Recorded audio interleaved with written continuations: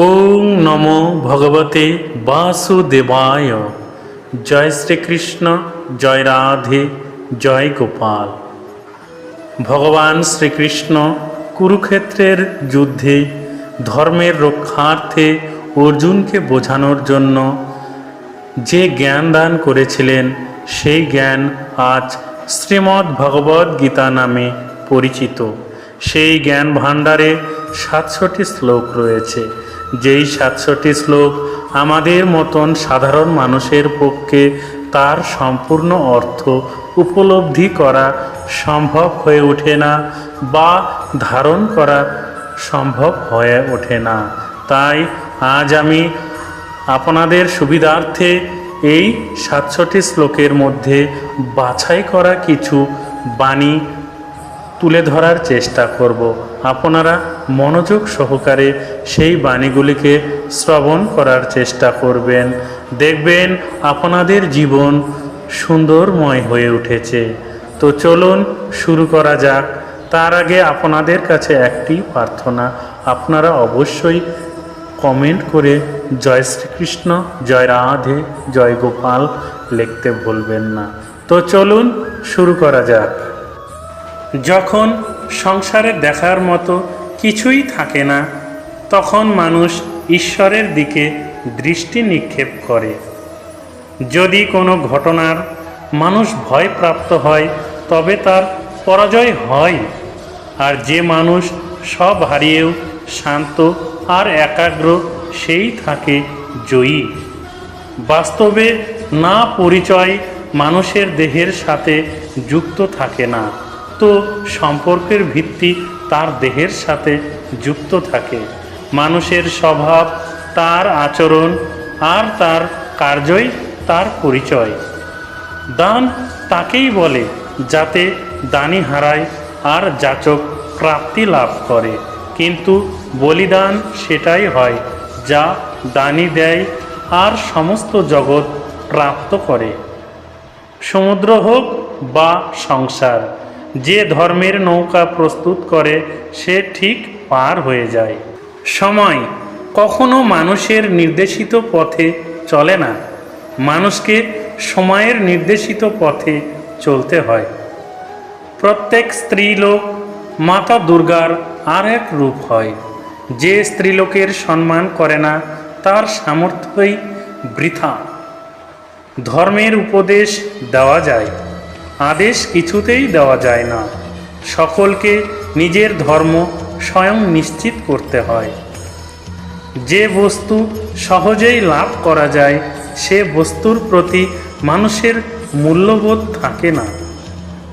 চরিত্রের পরীক্ষা তখনই হয় যখন অপরিচিত কারো সংস্পর্শে আসা হয়। জয়ের জন্য বলের চেয়ে অধিক ছলের প্রয়োজন।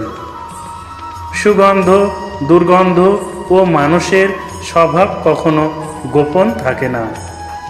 পরিস্থিতিকে যদি নিজের অনুকূলে আনতে না পারো, তবে তাকে শত্রুর প্রতিকূল বানিয়ে ফেলো। যারা শত্রুর শত্রু হয়, তাদের সাথে বন্ধুত্ব করতে হয়।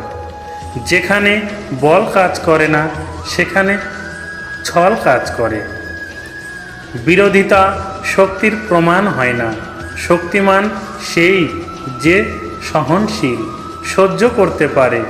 যখন হৃদয় থেকে ক্রোধ আর বিরোধিতা দূর হয়ে যায়, তখন সহন শক্তি ধর্মের শক্তিতে পরিণত হয়। ক্রোধ থেকে প্রতিশোধের জন্ম হয়, আর ধর্ম থেকে ন্যায়ের জন্ম হয়।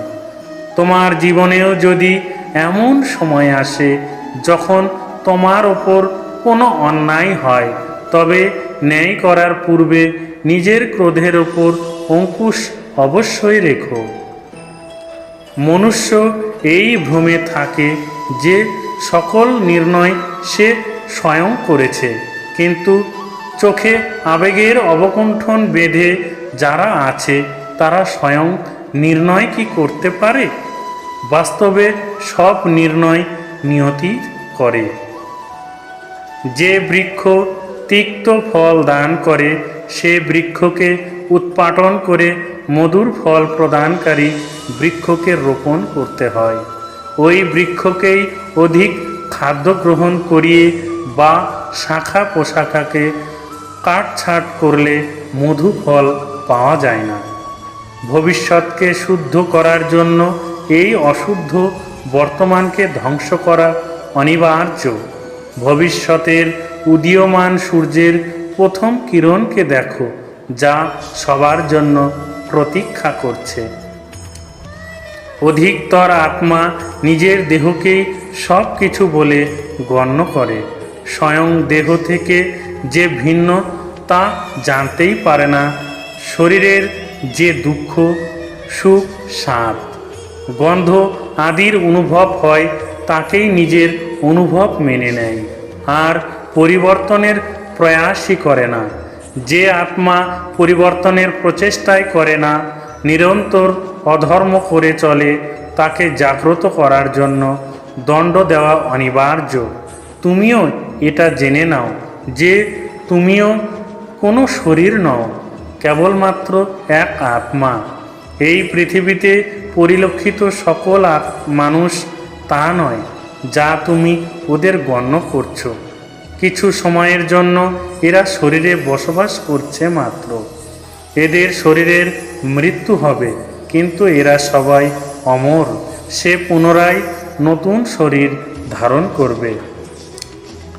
প্রেম উন্নতি দেয়, উচিত অনুচিতের জ্ঞান দেয়। প্রেম আর দেহের মাঝে পার্থক্য থাকে। বাস্তবে যা প্রেম তা কোনো মোহ নয়। প্রেমের জন্ম করুণা থেকে হয়, আর মোহের জন্ম অহংকার থেকে। প্রেম মুক্তি দেয়, মোহ আবদ্ধ করে। প্রেম ধর্ম আর মোহ অধর্ম। নির্ণয় নেওয়ার মুহূর্তে আমরা সর্বদা কোনো অন্য ব্যক্তির উপদেশ, সূচনা, বঞ্চনা বা পরামর্শকে আধার করে থাকি। আর আমাদের ভবিষ্যতের আধার হয়ে থাকে আমাদের আজকের নেওয়া সিদ্ধান্ত।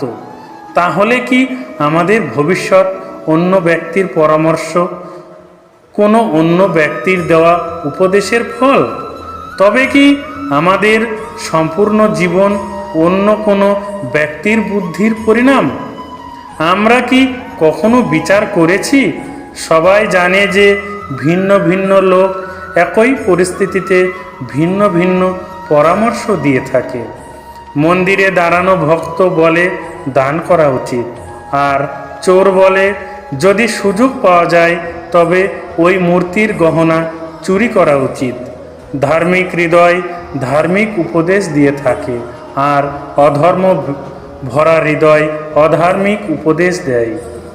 এই ধর্মময় উপদেশ পরামর্শ স্বীকার করলে মানুষ সুখের দিকে যায়, কিন্তু এরকম পরামর্শ স্বীকার করার আগে স্বয়ং নিজের হৃদয়ে ধর্মকে স্থাপন করা কি অনেক বেশি জরুরি নয়?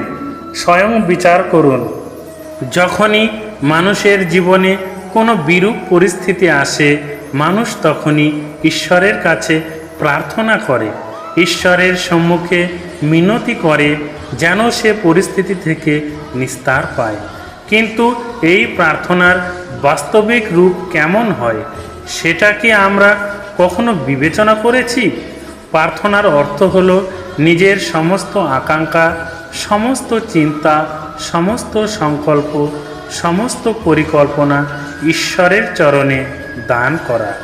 অর্থাৎ নিজের কর্মের ফল কি হবে সেই নিয়ে চিন্তা না করে ধর্মের অনুরূপ কর্ম করা। ঈশ্বরের পরিকল্পনাকেই নিয়তি বলে মেনে নেওয়া, সেটাই তো প্রার্থনা, তাই না? কিন্তু ঈশ্বরের সমস্ত পরিকল্পনা বোঝা সম্ভব কি? সেসব পরিকল্পনা তো আমাদের কর্মের পরিণামস্বরূপ সর্বদা প্রকাশ পায়। কিন্তু যদি কেউ সব কর্মকেই ত্যাগ করে, সেটা কি প্রকৃত প্রার্থনা? বাস্তবে কর্মই জীবন, আর ফলের প্রতি মোহ না করাই সত্যিকারের প্রার্থনা। যে প্রার্থনা কর্মের পথে বাধা হয়ে দাঁড়ায়, মানুষকে কার্যই করতে না দেয়, সেটা প্রার্থনা না পরাজয়? স্বয়ং বিচার করুন। তাহলে আপনারা ভগবানের এই বাণীগুলিকে সম্পূর্ণরূপে অনুধাবন করতে পেরেছেন। এই বাণীগুলি আপনাদের যদি জীবন পরিবর্তন করতে সাহায্য করে, তাহলে আপনাদের ভগবদ্গীতা শ্রবণ করা বা আমার এই পাঠ করা সার্থক বলে মনোনীত হইবে। তাই সবাই সর্বদা কৃষ্ণ পথে মনোযোগ করুন, নিজেকে ভগবানের চরণে সমর্পণ করবেন। তাহলে দেখবেন আপনার জীবন শান্তিময় হয়ে উঠেছে এবং আপনার জীবনের সমস্ত বাধা দূর হয়ে গেছে। সবাই ভালো থাকবেন, সুখে থাকবেন, শান্তিতে থাকবেন। ঈশ্বর আপনার মঙ্গল করুন। জয় শ্রীকৃষ্ণ, জয় রাধে, জয় গোবিন্দ, জয় গোপাল, জয় কুরুক্ষেত্র, জয় অর্জুন।